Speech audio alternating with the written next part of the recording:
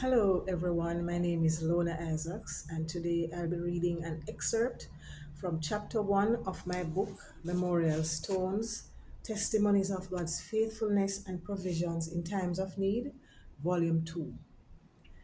So, this is the excerpt from chapter 1, which is entitled Wrong Move. And the scripture for this chapter is Proverbs 19, verse 21. Many are the plans in a person's heart, but it is the Lord's purpose that prevails. So here goes. It is quite natural, after being in the same job for a number of years, to yearn to conquer new territory and seek out greener pastures. In January 2008, after working as a librarian for 5 years, I was bitten by a watered down version of wanderlust.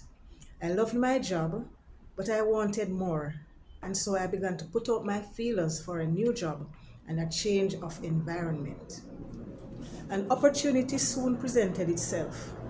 It was a position as head of a department for a small unit of 6 persons in the same ministry that I was employed. As a matter of fact, it was just down the passageway from my then current office. So much for wanderlust. The head was retiring and suggested to me that I should apply for the position as the recruitment process was about to begin.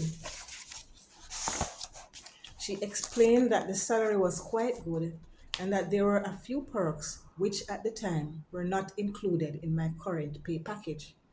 I thought about it, but did I ask God what I should do? No. It seemed as clear as day. The desire for the job became even greater when I became aware of the fact that the salary was double what I was earning at the time. I was already familiar with the members of the department, so it seemed a no brainer to apply for the position. The way seemed right in my own eyes, but I was in for a rude awakening. I put in my application as soon as it was time. After waiting for a while, I was asked to sit an assessment, which I successfully completed, and then I was shortlisted for the interview. I came out on top and was selected for the job.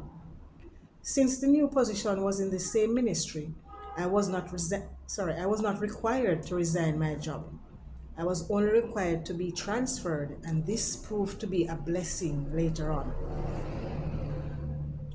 Being so excited about the emoluments of the position, I had not taken time to fully investigate what the job actually entailed. I had been blinded by the dollar signs. Before the actual transfer took place, I was asked to understudy the outgoing head of department.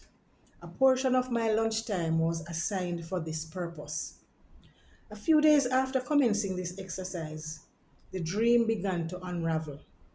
I began to realize that this job was not to my liking.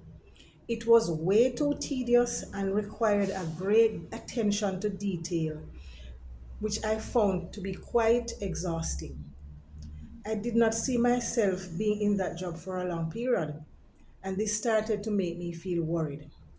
In fact, one day as I headed back to my desk after the session, I distinctly heard in my spirit, "You have made a wrong move." Wow. What could I do at this point?